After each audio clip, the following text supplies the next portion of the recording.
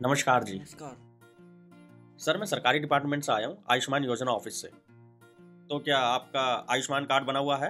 अरे भैया, अभी तो हमारा राशन कार्ड ही नहीं बना, तो हमारा आयुष्मान कार्ड कैसे बनेगा? राशन कार्ड नहीं बना? अरे तो भैया जी अपना पहले राशन कार्ड तो बनवा लो, तभी तो आप अपनी आयुष्मान योजना का लाभ उठा पाओगे। अरे भैया, आप हमारा राशन कार्ड बना दोगे? देखो भैया जी, यू काम मेरा ना है। तुम एक काम करो, इसे ऑनलाइन बनवा लो। ऑनलाइन? अरे भैया, ये कहाँ पर लाइन लगानी पड़ेगी? अबे यार कहाँ फंस गया मैं। तुम्हारे गांव में कोई साइबर कैफे है, वहां जाके बनवा लो। Cyber cafe? ये क्या होता है? गांव में कोई ऐसा है जो कंप्यूटर चलाता हो? हाँ, एक रामलाल का लड़का है, वो चलाता है ऐसे। तो भैया जी वहीं जाके बनवा लो। अरे हमें तो पता ही नहीं था, ये रामलाल का लड़का साइबर काफिर है। अरे भैया जी साइबर काफर नहीं, cyber cafe. Cafe, cyber cafe. Cyber cafe? हाँ वहीं जाके बनवा लो। ठीक है तो भाई, ठीक है, बस फिर तो हमें वहीं जाकर बनवाना पड़ेगा।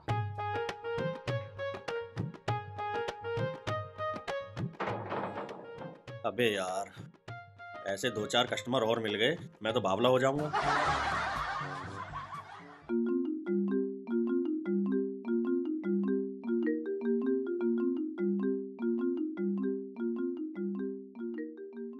इस टाइम मेरी मुस्कान डार्लिंग घर पर अकेली होगी, और वैसे भी काफी दिनों से वो मुझसे मिली भी नहीं है। चलो आज मिल ही लेता हूँ। अबे कोई देख तो ना रहा मुझे।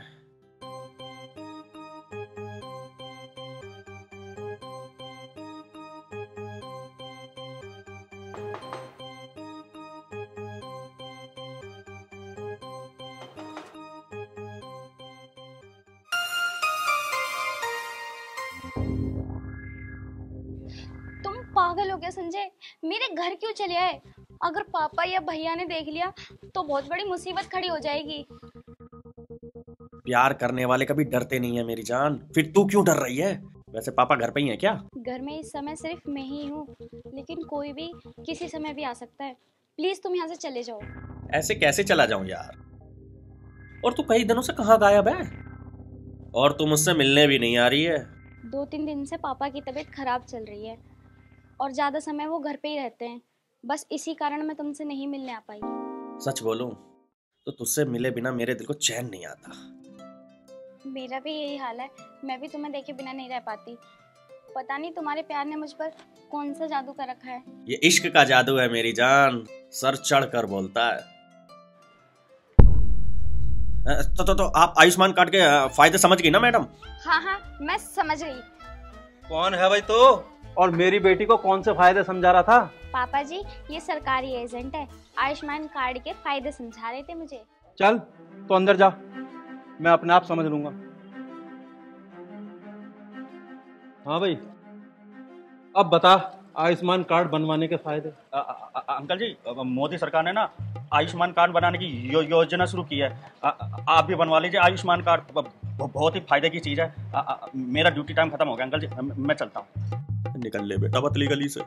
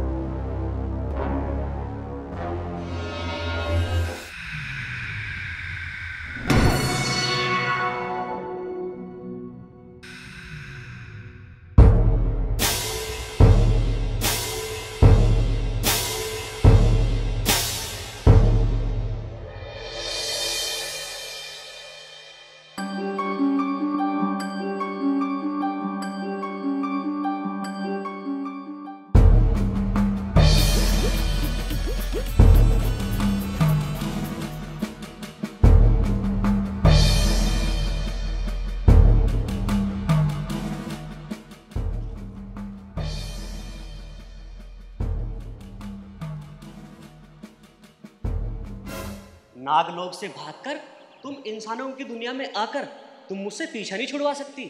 नागमोहिनी, तुम मेरे साथ वापस नागलोक चलो। मेरा हाथ छोड़ दे विजदर, मैं वापस नागलोक नहीं जाऊंगी। नागलोक की राजकुमारी, तू कैसे अपना नागलोक छोड़ सकती है? तुझे मेरे साथ चलना होगा। मूर्ख नागिन, तुझे पता है 3 दिन बाद हमारा विवाह है। मैं तुझसे विवाह नहीं करना चाहती, इसीलिए तो मैं नागलोक से भागकर यहाँ आई हूँ, और तू मेरे पीछे पीछे यहाँ भी आ गया। जा, चला जा यहाँ से, मेरा पीछा छोड़ दे। कैसे तेरा पीछा छोड़ दूं? मैं तुमसे प्रेम करता हूँ नागमोहिनी। लेकिन मैं तुझसे प्रेम नहीं करती हूँ, तो फिर मैं तुझसे कैसे विवाह कर लूं? तेरे पिता नाग महाराज की इच्छा से ही हमारा विवाह तय हुआ है। तू नाग महाराज की इच्छा के विरुद्ध मत जा, नहीं तो तुझे राजद्रोह के जुर्म में कठोर दंड दिया जाएगा। मैं कठोर से कठोर दंड भुगतने के लिए तैयार हूँ, लेकिन तुझसे विवाह करने के लिए तैयार नहीं हूँ। जाके बोल दे नाग महाराज को। लगता है तू ऐसे नहीं चलेगी जिद्दी नागिन, तुझे जबरन अपने साथ ले जाना पड़ेगा।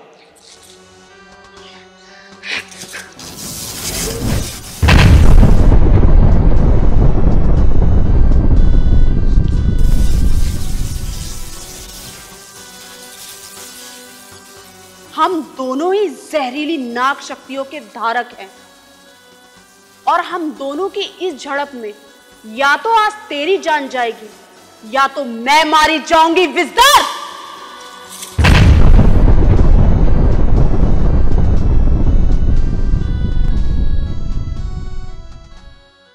नागमोहिनी, मैं तुझसे प्रेम करता हूं, इसलिए मैं तेरी जान नहीं ले सकता। तू इस समय क्रोध में है, तू कुछ भी कर सकती है। नागमोहिनी, मैं तुझे यही छोड़कर वापस जा रहा हूं, पर मैं 100 साल तक तेरा इंतजार करूंगा। मुझे पता है, पर तू एक न एक दिन नागलोक वापस जरूर लौटेगी, और जिस दिन तू लौटेगी हमारा विवाह उसी दिन होगा। वो दिन कभी नहीं आएगा। अब मैं हमेशा हमेशा इस धरती लोक पर ही रहूंगी।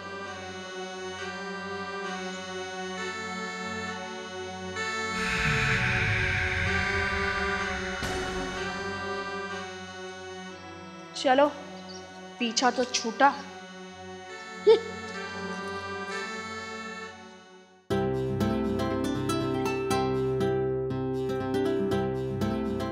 भाभी, एक रोटी और देना जरा।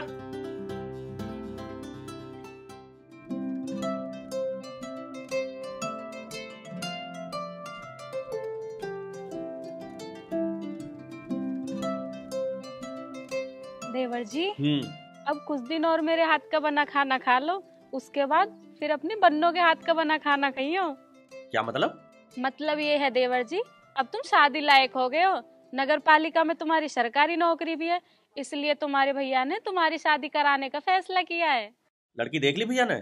हाँ, उन्होंने भी देख रखी है और मैंने भी देख रखी है। अरे मेरी छोटी बहन मंजू,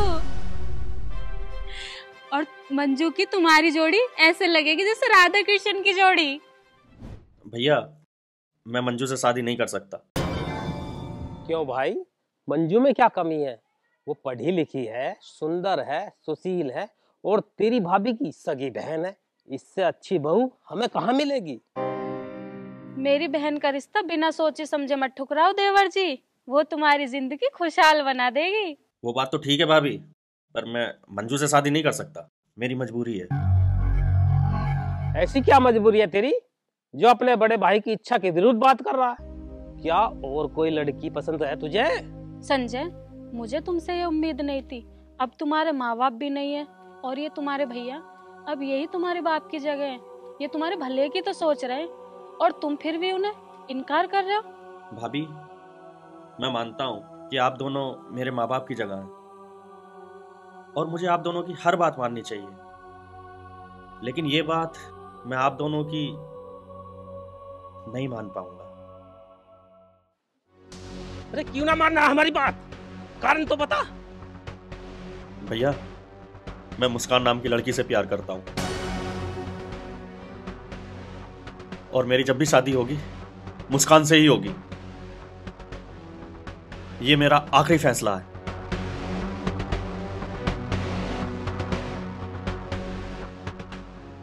देख ले माधुरी, क्या जमाना आ गया। आजकल के लड़के भी अपनी शादी का फैसला अपने आप करने लगे। हाँ जी, आजकल की ऐसी औंधी रीत चल रही है। आप बैठो, मैं आपके लिए खाना लेके आती हूँ।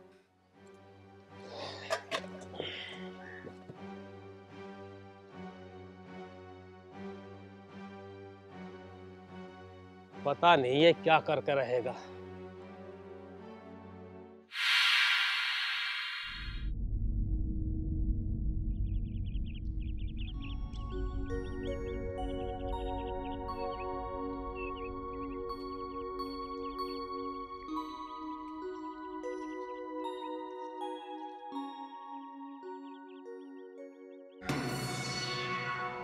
नागमोहिनी, 5 दिन हो गए तुम्हें नागलोक से आए हुए। अगर तुम्हारा क्रोध शांत हो गया हो तो वापस आ जाओ मेरी प्यारी नागिन।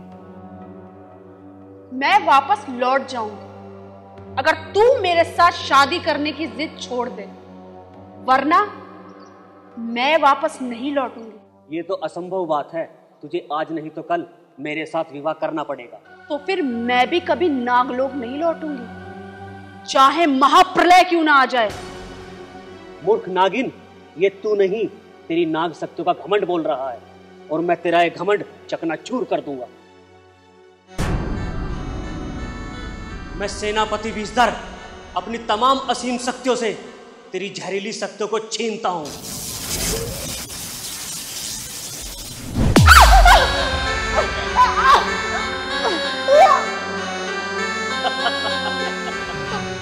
अब तू इस धरती पे रहकर अपना रूप तो बदल पाएगी, परंतु अपनी शक्तियों का उपयोग नहीं कर पाएगी।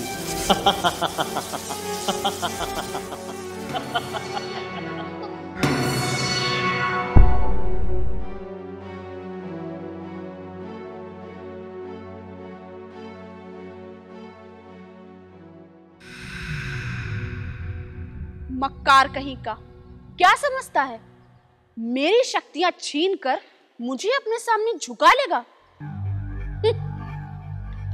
मैं इच्छाधारी नागिन हूं मोहिनी, झुकूंगी नहीं।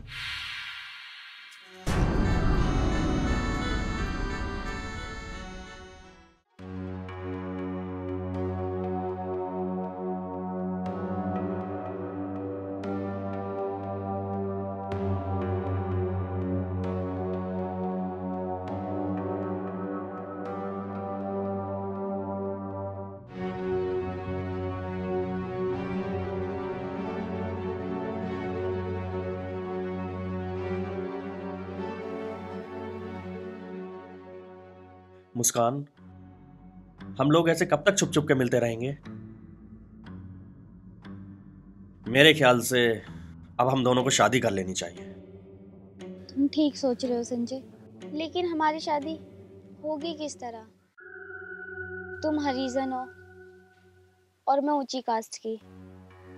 शायद हमारे घर वाले हमारी शादी के लिए कभी राजी नहीं होंगे।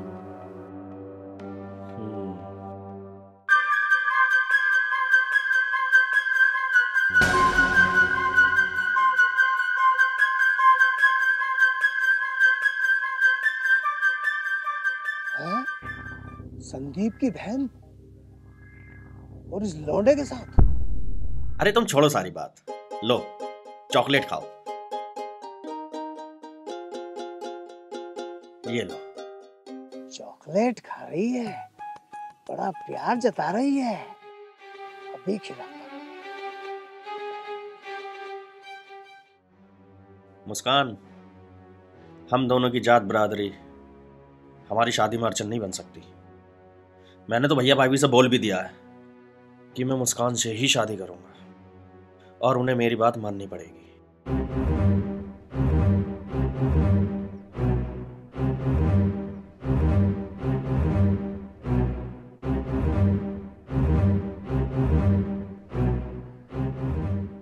संजय, तुम्हारे भैया भाभी तो शायद मान भी जाएं, लेकिन मेरे पापा और भैया कभी नहीं मानेंगे।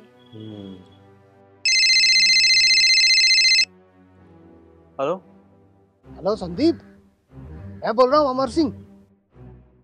तेरी बहन अब वाटिका में बैठी है वो पड़ोस के गांव के हरिजन के लड़के के साथ उसके हाथ से चॉकलेट खा रही है। तू जल्दी आजा भाई, मैं यहीं मिलूंगा। पापा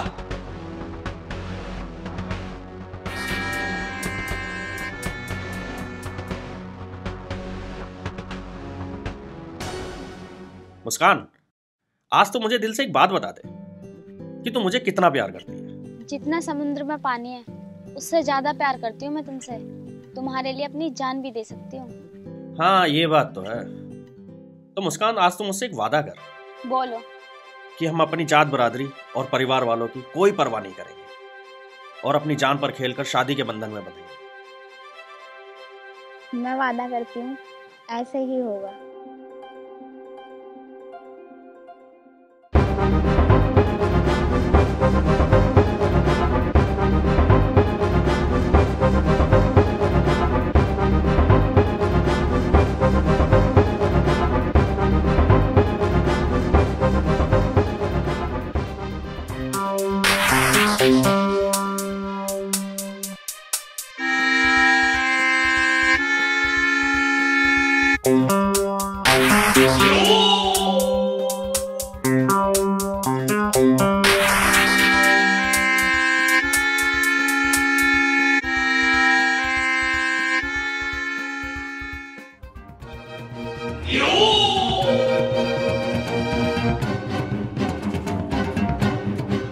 क्यों बे हरामखोर नीच, तेरी इतनी हिम्मत कि तूने मेरी बेटी को अपने प्रेम जाल में फंसा लिया। साले 2 कौड़ी की तेरी औकात नहीं और ऊंची जाति की लड़की पे डोरे डालने चला है। हम दोनों एक दूसरे से बहुत प्यार करते हैं। हमारा प्यार सच्चा है। हम दोनों को एक होने से कोई नहीं रोक सकता। चुप हो जा भूतनी के, वरना यही जिंदा गाड़ दूंगा। हरामखोर, तेरी सच्ची मोहब्बत तो मैं निकालूंगा। चाहे आप हमें जान से मार दीजिए, लेकिन हम दोनों को एक होने से कोई नहीं रोक सकता। भैया, भैया इन्हें मत मारो प्लीज। भैया छोड़ दो इन्हें प्लीज।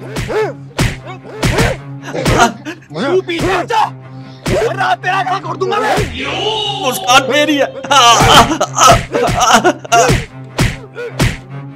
छोड़ दो इन्हें प्लीज, छोड़ दो भैया प्लीज। मैं मुस्कान के बिना नहीं जी सकता। तेरे से तो बाद में निपटूंगा, पहले इस मजनू से निपट लूं। चल संदीप, चल लेके जा सकल। इसे तो मजनू को मैं बताऊंगा। चल, आप तेरे घर चलूंगा। चल, हम दोनों एक दूसरे से सच्ची मोहब्बत करते हैं। हम दोनों को कोई जुदा नहीं कर सकता। चल हरामखोर, चल आज तुझे बताऊंगा मैं। चल यहाँ को।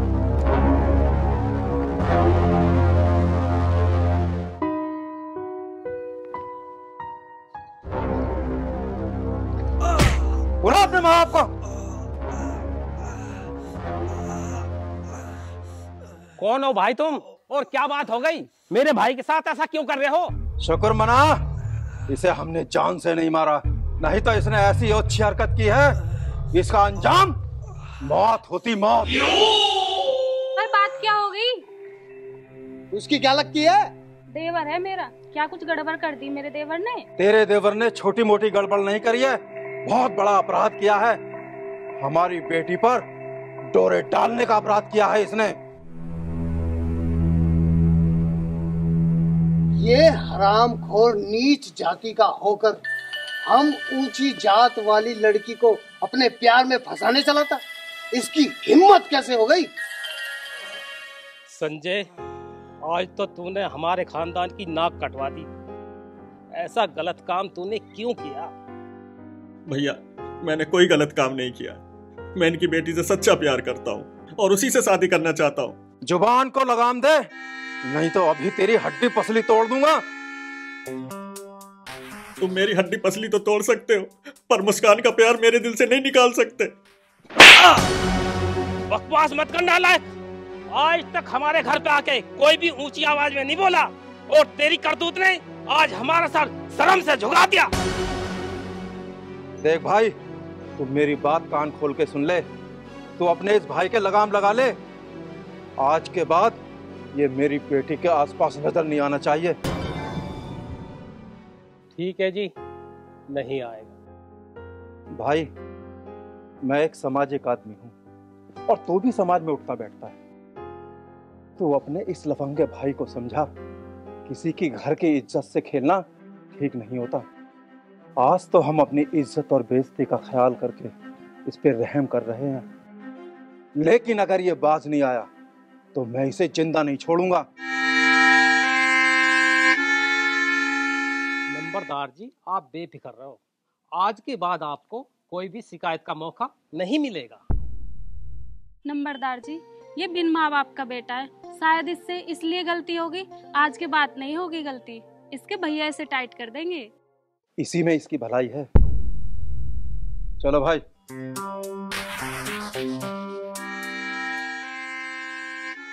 अपनी औकात से बाहर निकलने की कोशिश मत करियो, वरना